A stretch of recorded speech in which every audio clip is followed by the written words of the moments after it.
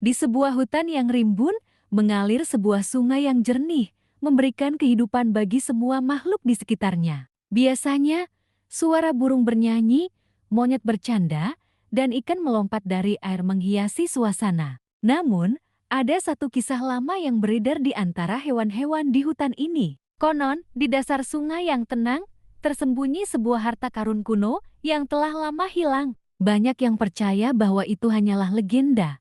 Namun ada juga yang berpendapat bahwa harta tersebut benar-benar ada, menunggu seseorang yang cukup cerdik untuk menemukannya. Dan hari ini, seekor kancil yang terkenal dengan kecerdasannya melangkah menuju sungai, tak menyadari bahwa sebuah petualangan besar akan menantinya. Di bawah pohon besar yang rindang, seekor burung hantu tua duduk di cabangnya, memandang sungai dengan tatapan penuh makna. Di bawahnya, kancil berdiri dengan telinga tegak, penuh rasa ingin tahu. Burung hantu yang bijak berbicara dengan suara dalam dan tenang. Dahulu kala, ada seorang manusia yang sangat kaya. Ia hidup di dekat sungai ini, tetapi sebelum meninggal, ia menyembunyikan hartanya di dasar air. Hingga kini, tak ada yang pernah menemukannya. Kancil mendongak, matanya berbinar. Harta karun di sungai. Itu menarik, kalau memang benar ada, aku harus menemukannya. Burung hantu hanya tersenyum misterius.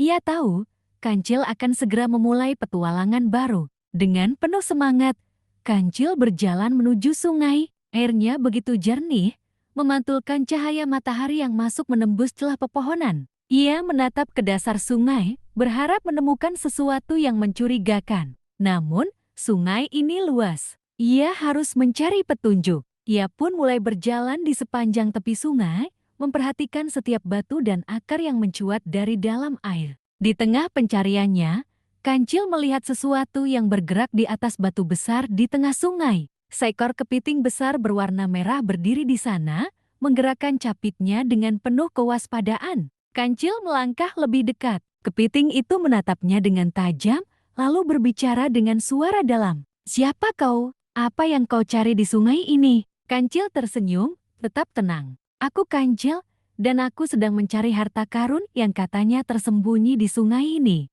Apakah kau tahu sesuatu tentang itu?" Kepiting tidak langsung menjawab. Ia hanya diam sejenak, lalu berkata dengan nada penuh tantangan. "Jika kau ingin tahu di mana harta itu, kau harus membuktikan bahwa kau pantas. Kau harus melewati arus deras ini tanpa terjatuh. Jika kau berhasil, aku akan memberitahumu rahasia sungai ini." Kancil menghela napas, tetapi ia tidak gentar. Tantangan ini adalah sesuatu yang harus ia hadapi. Kancil berdiri di atas batu pertama, menatap aliran air yang cukup deras. Dengan hati-hati, ia melangkah ke batu berikutnya menggunakan bantuan tali. Setiap langkahnya harus tepat. Jika ia salah langkah, arus bisa menyeretnya. Kepiting mengangguk, terkesan. Setelah Kancil berhasil melewati rintangan tersebut, "Kau memang gesit, Kancil. Baiklah, aku akan memberitahumu. Harta itu bukan emas atau perhiasan, tetapi sesuatu yang jauh lebih berharga.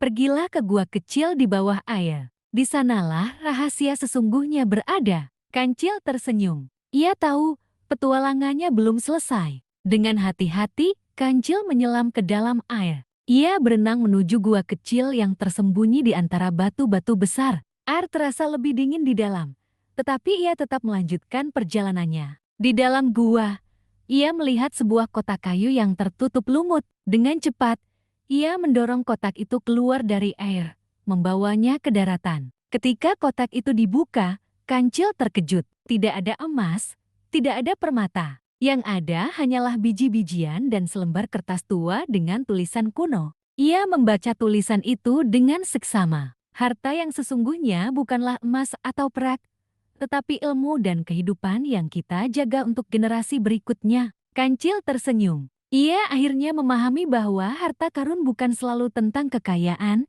tetapi tentang sesuatu yang lebih bernilai. Dengan membawa biji-bijian dari dalam kotak, Kancil kembali ke hutan. Ia tahu bahwa biji ini bisa menjadi pohon-pohon besar di masa depan, memberikan kehidupan bagi banyak makhluk lain. Hari itu, Kancil belajar sesuatu yang lebih berharga daripada emas, bahwa warisan terbesar bukanlah benda, melainkan sesuatu yang bisa memberi manfaat bagi banyak generasi mendatang. Dan dengan hati penuh semangat, ia menanam biji-bijian itu di tanah subur hutan, memastikan bahwa harta karun ini akan tumbuh menjadi kehidupan baru yang akan terus memberikan manfaat bagi semua makhluk di hutan.